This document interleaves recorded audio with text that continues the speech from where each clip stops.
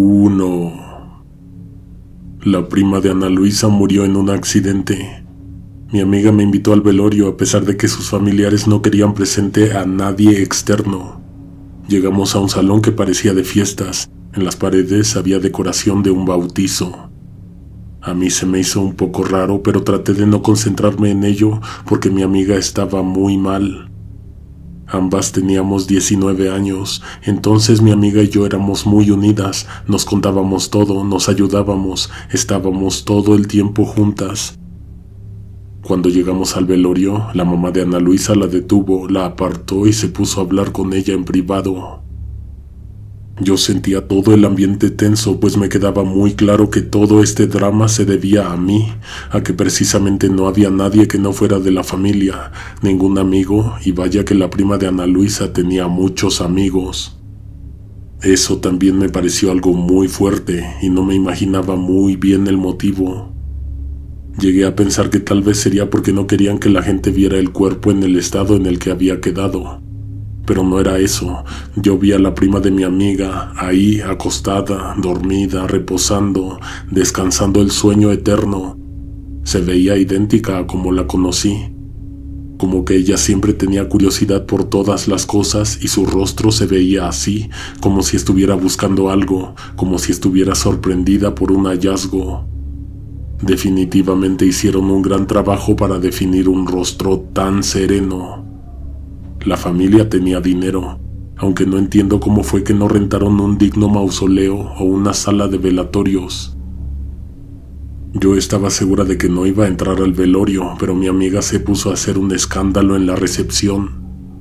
Me sentía aún más mal y me dieron ganas de irme, pero entonces se me aproximó su mamá y me dijo que quería sentarse al lado de mí, obviamente para estarme vigilando. Se me hizo muy raro y me quedé muy incómoda. La mamá tenía un lugar hasta enfrente, pero se pasó conmigo para atrás. Así como lo recuerdo, el salón, aunque de fiestas, se veía de lujo. Todo lo que tenía lucía caro. Te lo voy a describir lo mejor que lo recuerdo. El ataúd estaba un poco elevado, pero había una pequeña plataforma para subir, despedirse de la mujer y salir al frente. Varias filas de sillas, un servicio completo de bocadillos, café, todo lo que siempre hay en un velorio, pero tal vez mucho más. Y como te recuerdo, decoración de un bautizo. Canastas azules en el suelo, recuerdos, mesas decoradas aventadas en alguna esquina. En donde nos tocó sentarnos estaba su mamá, yo y al lado Ana Luisa. Me encontraba en medio de las dos. Era una familia grande, al menos 30 personas estaban en el salón, y yo. El servicio llevaba unas 4 horas de comenzado, todos se veían tristes, pero unos más que otros. Bueno, tal vez no triste sea la palabra, más bien como espantados, muy afligidos, pero como por un susto. Y esto te lo cuento porque tiene que ver con algo que iba a suceder 2 horas después de que las 3 tomamos asiento. De repente había gente que hablaba en un micrófono de ella, de la muchacha. Luego se hacía mucho silencio, después alguien contaba una anécdota y todos aplaudían. De pronto la mamá de mi amiga se levantó un poco de su asiento, luego me miró y me dijo que cerrara los ojos y me tapó los oídos. Los cerré un segundo o 2, pero los volví a abrir. Y aunque me quiso tapar completamente los oídos, aún así podía oír algo. Una mujer que no recuerdo haber visto en todo el tiempo desde que llegamos, se acercó a la caja y se echó a reír.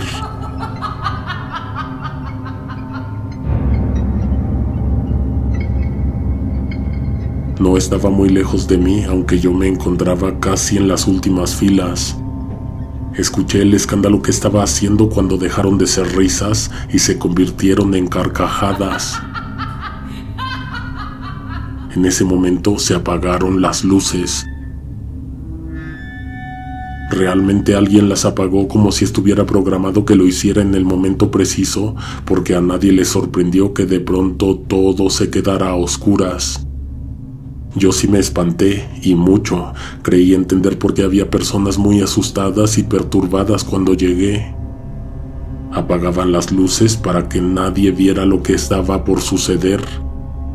Era decisión de ellos cubrirse los oídos para no escuchar, para evadir un horrible espectáculo provocado por una mujer que se estaba comportando muy extraño. ¿Por qué nadie hizo nada? ¿Por qué nadie se acercó? Aunque tiene sentido que nadie se moviera de su asiento, pues esas carcajadas en un velorio en casi completa oscuridad eran realmente escalofriantes. Unas 2 filas adelante de nosotras, de pronto alguien colapsó. Empezaron a gritar que encendieran las luces porque alguien necesitaba ayuda. Una señora se sintió tan mal que empezó a perder el equilibrio, a marearse, a irse de frente y caer al suelo. Y es que nadie la estaba viendo, nadie la podía ver sino hasta que sintieron el golpe los de enfrente. Encendieron las luces y la mamá de Ana Luisa se levantó inmediatamente. Olvidó que me estaba tapando los oídos para que no me enterara de nada. Ni Ana Luisa entendía lo que estaba pasando. Los demás ya sabían que algo así iba a suceder en cualquier momento, solo que no le advirtieron a mi amiga, no me advirtieron a mí. Una mujer adulta vestida de negro se carcajeaba mirando la cara debajo del cristal en el féretro. La mujer, que por la impresión se desmayó, fue llevada con cuidado a la salida para que la atendieran. Ya había afuera una persona de emergencias que la estaba ayudando. Era extraño porque parecía que ya sabían que algunos asistentes iban a necesitar esa clase de ayuda. La mamá de Ana Luisa regresó a su lugar y como que de pronto se acordó que tenía que hacer algo conmigo. Me levantó a mi amiga y nos quiso llevar a la salida. «Eres tú», dijo la mujer que reía. Algunos se cubrieron los ojos, pero otros miraron con susto hacia donde apuntó esa persona. Estaba señalando a la mamá de Ana Luisa, quien al enterarse se puso pálida. Se distrajo tanto con lo que vio que hasta empezó a sentirse mal. Unas personas se aproximaron a ayudarle y también la llevaron afuera. Nos dejaron muy cerca de la recepción, pero dentro del salón del velorio. Se les olvidó sacarnos, pero nosotras nos salimos por nuestra voluntad. Ana Luisa se fue detrás de su mamá y yo, pues ya no quería estar ahí. Salimos y de pronto se hizo silencio. Se oían sollozos y llantos, pero las carcajadas habían desaparecido. ¿Qué habría sido eso? Yo le pedí a Ana Luisa que me dejara irme a mi casa. De verdad que yo estaba muy espantada y ya me urgía salir de ese lugar. No tenía para el taxi y los camiones ya no estaban pasando. Mi amiga me dijo que le iba a pedir a alguien que me llevara a mi casa, pero creo que se le olvidó. 1 hora más tarde decidí dejar de esperar e irme caminando. No estaba tan cerca, pero era eso o aguantarme tiempo indefinido porque Ana Luisa no volvió a salir y yo ya no quería entrar y ver nada de lo que vi ahí, ni pedirle nada a ella porque aparentemente su mamá se había puesto muy mal. La verdad es que no entendí nada. Todo el camino de vuelta a casa me fui pensando en alguna explicación. De pronto se me ocurrían cosas que me espantaban mucho, además de que de pronto se terminaron las calles iluminadas y seguras y tuve que caminar por lugares solitarios, vacíos y en algunas partes oscuros. No sé si estaba muy sugestionada, el caso es que las pocas personas que se cruzaron en mi camino tenían perturbadoras sonrisas en el rostro. De Ana Luisa no supe nada el día siguiente. Estaba muy preocupada porque entendía o me imaginaba que no solo estaba pasando por un mal momento por lo de su prima, sino que a su mamá algo le había pasado o algo le dijeron que la puso muy mal. También esperaba su llamada porque quería saber qué diablos había pasado ahí. Ella debía haber pedido una explicación. Por muchos años no la conocí. Hasta una semana después vi a mi amiga. Yo me enojé con ella bastante porque no daba señales de vida, a pesar de que le llamé como 4 veces en que me dijeron que estaba muy indispuesta para responder. La perdoné rápido porque me explicó que algo muy malo le había pasado a su familia, algo de lo que no quería hablar. Rápido entendí que no la tenía que presionar porque era un tema muy sensible para ella, así que muchos años me quedé con la duda. Una década después murió su mamá. Cuando eso sucedió teníamos 3 años de haber cortado comunicación con toda su familia. No la invitaron al velorio ni al funeral, solo le llamaron para avisarle que su mamá había fallecido. Una de sus hermanas le dijo en dónde iba a ser, pero le dijo que si no quería, que no había problema con que faltara. Hace 3 años nos fuimos a vivir juntas y a su familia no le pareció, por eso cortamos lazos con ellos. De hecho, ellos tampoco parecían querer volver a verla porque les daba lo mismo si iba o no. Lo único que me ha pedido Ana Luisa que no diga es la religión que ellos profesan, porque entonces sí se sabría quiénes son, y a pesar de que no tengamos buena relación con ellos, estamos en un acuerdo de respetar su privacidad. Ana Luisa fue sola a lo de su madre. Yo ya había entendido entonces que eso era algo muy familiar y muy privado. Hasta ese momento me volví a acordar de esa cosa horrible que pasó en el funeral de la prima. Creo que hasta lo bloqueé de mis pensamientos por la frustración que me provocó nunca enterarme de lo que había pasado, porque todo eso evidentemente tenía una explicación. Yo sabía que eso había tenido todo que ver con la muerte de la mamá de Ana Luisa, pero no lo pude confirmar sino hasta un día después de que ella regresó al departamento. La relación con su familia había cambiado completamente. Eso la hizo sentir incómoda. De hecho, se sentía muy mal y me pidió que la escuchara. Me dijo que eso que pasó 10 años atrás en el velorio de su prima volvió a ocurrir en el de su mamá. Agárrate que aquí viene lo más extraño. Que la persona que se apareció a mitad de la madrugada y se carcajeó frente a todos ya no era la misma. Ahora se trataba de la prima. No entendía a qué se refería, pero para podérmelo explicar tuvo que contarme todo desde el inicio. Su familia tenía algo así como una maldición. Nunca conoció a su bisabuela porque ella murió a los 40 y tantos años. Días antes había ido a un velorio acompañando a una de sus hermanas. Cuando pasó a ver a la persona que descansaba en la caja, se le salió una carcajada, pero de nervios, según se cuenta. Una de las personas que estaban ahí, a una anciana hermana de la muerta, le pareció muy irrespetuoso lo que hizo la bisabuela, aunque ésta trató de explicarle que había sido sin querer. Le dijo que se iba a morir pronto y que ella iba a ir a su velorio a reírse. La bisabuela de Ana Luisa se lo tomó muy en serio y se quedó preocupada, porque según la historia, aquella señora estaba muy metida en la religión y sabía muchas cosas.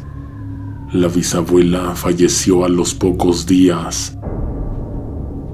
El día en que la despidieron fue una persona a reírse de ella. Casi todos la reconocieron. Era una tía de la fallecida, una escalofriante aparición porque esa persona tenía muchos años de muerta. Hacía muecas irrespetuosas y se reía del cuerpo en la caja. También se acercó a una familiar y le dijo que ella iba a ser la próxima en morir. Cada 10 años ocurre, cada 10 años muere una de ellas, solo de las mujeres de la familia.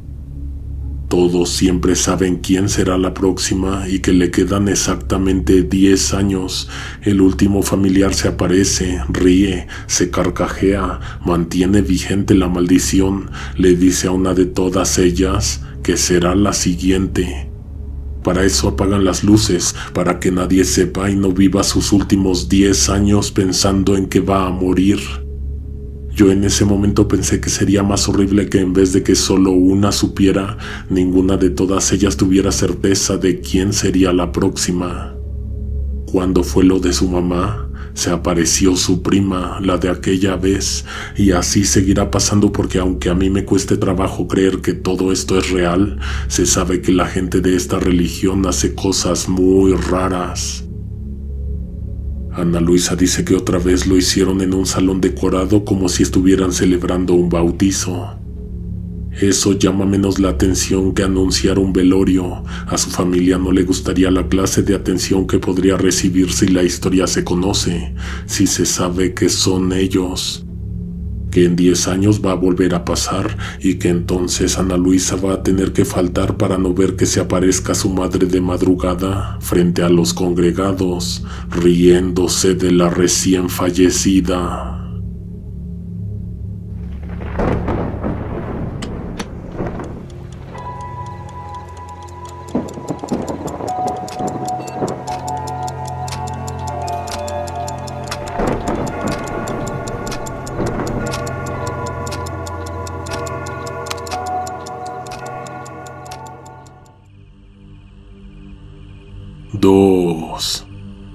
Cuando a Fabiola la corrieron de la oficina, se fue a trabajar a Monterrey con unos familiares que tienen funerarias. La visito muy seguido porque de menos 2 veces al mes me mandan a una capacitación allá en sus tierras. Desde que trabaja en la funeraria la veo distinta, no la culpo. Además de que la corrieron del trabajo, se divorció. Yo le digo que entiendo que a la fecha aún no ha podido superar ambas pérdidas. A mí siempre me ha gustado el terror, me gustan las películas, los libros. Tú eres uno de mis canales favoritos, así que te voy a contar algo que me platicó Fabiola. Para empezar, lo primero que hice cuando la volví a ver desde que se fue de Guadalajara fue preguntarle si ya la habían asustado en su nuevo lugar de trabajo. Me dijo que hay algo que se puede contar en varias agencias, una leyenda urbana conocida por los que trabajan en funerarias. Se supone que una noche antes de recibir un servicio, de todos los ataúdes que hay en la bodega y en sala de exhibición, a uno le empiezan a golpear desde adentro. Casualmente ese féretro que tocan es el que escoge la familia al día siguiente para la persona que van a velar. Sus compañeros de mi amiga confían tanto en el presagio que en la mañana lo limpian, lo sacan de su lugar y lo colocan en exhibición hasta adelante. Ese día le dije a Fabiola que para mí existía una sencilla explicación. La gente se llevaba uno rápido, el que se viera al inicio, recién lustrado y muy bien iluminado, pero mi amiga dice que es una ley que nunca se rompe, que han hecho de todas pruebas, han escondido de la vista el ataúd que golpean desde adentro. La gente que acude casi describe lo que quiere comprar, ese que fue seleccionado de madrugada. Fabiola dice que les han llegado a negar el ataúd en cuestión y la gente mejor se va. En esa ocasión les pidieron que regresaran porque recordaron que había un último modelo en el almacén. La gente que lo compró ni siquiera lo vio abierto ni completamente desenvuelto del plástico, y ese escogieron. Nadie ha encontrado cómo sucede, nunca han descubierto a nadie adentro. Tal vez solo es una energía que habita la funeraria y que sabe cosas. Esto que te voy a contar a continuación le sucedió a su tía de Fabiola, una persona a quien he conocido y saludo, pero nunca hemos cruzado palabra. Una tarde le llamaron para cotizarle un servicio. La funeraria que yo he ido a visitar es una de 3 sucursales que hay en total. La verdad es que es un lugar costoso, pero no tanto como los de cadena. A Viridiana, la tía de Fabiola, la contactaron unas personas que ya casi estaban seguras de que iban a contratar. Solo estaban llamando para recibir la primera información. La encargada pidió el nombre de la persona afinada: Viridiana Alcocer Rojas. Cuando cuenta la historia siempre dice que hasta se le quitó el sueño cuando escuchó su nombre completo hasta con apellidos. La primera vez pensó que se había equivocado. De hecho, pidió que le repitieran una vez más el nombre. Viridiana Alcocer Rojas. ¿Con quién tengo el gusto? La persona del otro lado de la línea no respondió. Dio las gracias por la información y prometió que acudiría de inmediato a la sucursal para pagar y para que empezaran los arreglos. La familia llegó en 15 minutos en una camioneta. La encargada los recibió. Dice que no sabe por qué tenía tanta curiosidad de ver a esas personas. Cree que tal vez tenía la esperanza de que uno de ellos se le hiciera conocido. Viridiana Alcocer Rojas podría ser una prima de ella. Las personas se le quedaron viendo a la tía de Fabiola como si hubieran visto a un muerto. La mamá estaba muda. Lo único que acertó a hacer correctamente fue sacar una foto de un folder. Era una foto de Viridiana Alcocer Rojas, la tía de mi amiga, pero también la persona que llevarían a velar por la tarde. Hasta ese momento hasta parecía que había la probabilidad de que todo fuese una broma, solo que pasaron unos instantes y nadie se estaba riendo. Lo más fuerte sucedió más tarde cuando llevaron el cuerpo. Era idéntica a la tía de Fabiola, tenía todo igual a ella, como si fuera una copia idéntica. Le da escalofríos llegar a esa parte y contar que el vestido que le mandaron a la muerta para que la vistieran era uno que a ella le había gustado mucho, pero que no alcanzó a comprar en cierta tienda de ropa. Era ella y eran sus gustos, solo que nadie de la familia de la muerta podía reconocer. ¿Cuál era la probabilidad de que tuviera una gemela perdida y que se llamara exactamente como ella, incluyendo nombres y apellidos? Previo al velorio, la encargada andaba supervisando la instalación de mobiliario en uno de los salones. Más tarde recibió a los deudos, en lo que llegaba la persona que leía los rosarios. A todos vio mirarla desconcertados porque pensaban que la otra Viridiana, la que ellos conocían, se había levantado de la muerte. Hablaron a la sucursal matriz para pedir que quitaran a la encargada de atender el servicio porque los familiares estaban teniendo ataques de nervios. Tuvo la oportunidad de ver a la muerta antes de que le dijeran que podía tomarse el resto del turno libre. Se llevó un susto horrible cuando vio a la otra Viridiana. No solo era idéntica a ella, sino que había un detalle en su rostro que no aparecía en la foto que les dieron para ampliar e imprimir. Tenía un parche en el ojo derecho.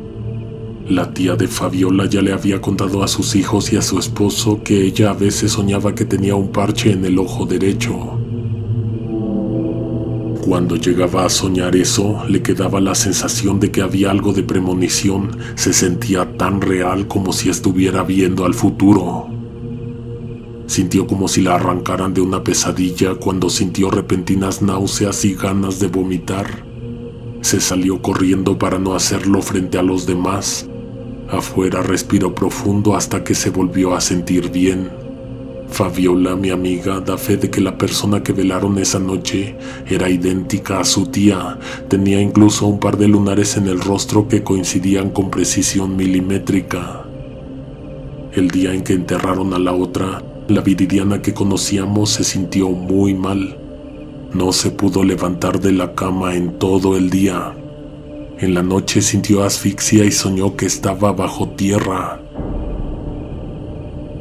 Pudo haber sido la sugestión, o también pudo haber sido que estaba conectada de alguna manera con la muerta. Tiempo después, dice Fabiola, su tía intentó contactar a los familiares de la mujer que se parecía a ella, pero esas personas no estaban dispuestas a verle. Como que le tenían miedo o algo parecido. Su mamá de Viridiana ya estaba fallecida a la fecha, por lo que ella no ha podido ni creo que pueda algún día averiguar la verdad. A veces, dice Fabiola que le dijo su tía, tiene alucinaciones auditivas. Escucha de repente que una voz muy conocida le dice que allá abajo la tierra está muy fría. 3. Mi amigo Juan Alberto dejó la escuela y se metió a trabajar en una funeraria. La verdad es que no sé si sus suegros le dijeron que se dedicara de lleno al negocio o de plano estaba muy enamorado y quería hacer todo por estar cerca de su novia. Tenía trabajo seguro porque el negocio estaba muy cerca de una base militar y el dueño había firmado contrato para darle servicio a empleados en activo y jubilados. Juan Alberto le entendió rápido al negocio y pronto le dieron un buen puesto. En esos días él me enteró de eso y de que se acababa de comprometer con Minerva.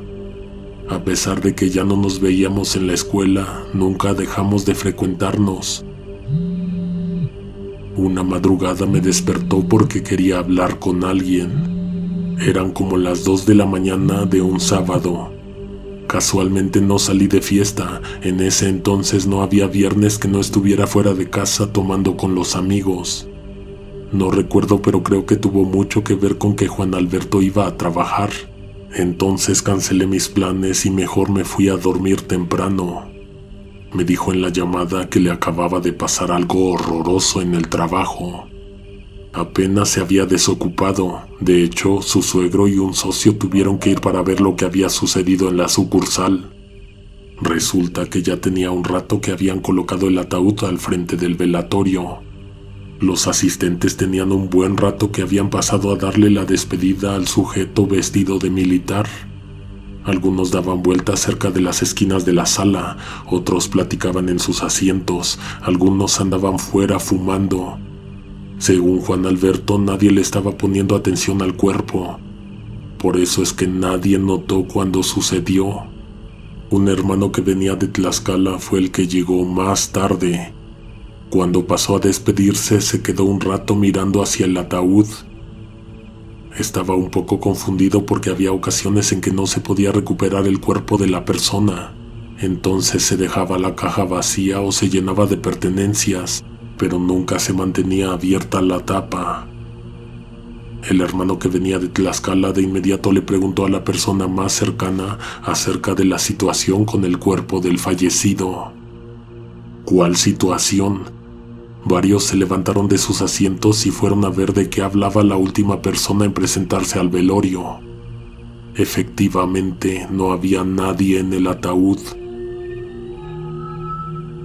A excepción del recién llegado, todos habían visto al sujeto en el féretro, por lo que poco a poco se fue acercando más gente hasta que todos se enteraron de la noticia.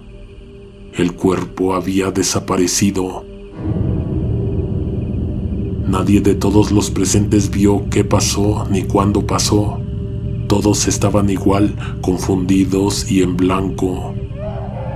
De pronto, una mujer dio un chillido que sobresaltó a todos. Señalaba hacia una hilera de bancas recargadas en una pared de terciopelo morado. Ahí había 2 personas, el muerto y un sujeto encorvado que llevaba una túnica que le iba de la cabeza a los pies y que arrastraba un poco en el suelo. Juan Alberto solo una vez le pudo ver la cara. Era una cara blanca, sin cejas, sin pestañas, sin vello facial. Mientras todos le miraban, se levantó de su asiento y junto con él, el familiar muerto. Lo hizo sin que le respondieran los sentidos. A final de cuentas, seguía muerto. Se levantó como obligado por una fuerza que no venía de su interior. Sus ojos no miraban nada, solo sus piernas y sus brazos se movían, aunque lo hacían torpemente. Como una marioneta llevada por hilos invisibles, la persona que se escapó o sacaron del ataúd salió a la explanada. Ahí no hubo nadie que lo viera llegar, nadie que fuera testigo del momento en que la persona de la capa desapareció, luego de dejar el cuerpo sentado en una banca y ante una mesa de piedra. Sin que los deudos vieran, se condujo el cuerpo de vuelta al interior, se llevó a la sala de preparación y lo volvieron a meter a su caja. El suegro de mi amigo y otra persona acudieron para pedir disculpas a la familia y para designar a alguien que se quedara vigilando el ataúd. A Juan Alberto se le hizo muy extraño que se quedara alguien cuidando el féretro, como si una segunda vez pudiera escapar un muerto. Mi amigo jura que sí lo vio moverse con torpeza y salirse a la explanada momentos atrás. Nunca se supo la identidad de la persona que lo acompañó y tampoco se entendió en qué momento sucedió, pues debió haber sido ante la vista de todos. Estas historias llegan a ustedes gracias a Diana Sánchez, Abril Amaya, Carol Vargas, Rosa Ceja, Mari Valdés, Pablo Quesada, Irene Castro Díaz, Adolfo Barreto, Tere Roque, Gris Herrera, Erika González, Carla Lecea Rodríguez, Jesús Montiel, León Neón, Anarquía Jacinto, José Cabrera. Nos escuchamos pronto con más historias. Tómate un tiempo en este momento para comentar tus sugerencias respecto a las próximas recopilaciones. Suscríbete para que no te pierdas los estrenos. Activa las notificaciones para ser de los primeros. Hasta la próxima. Alguien te observa en la oscuridad.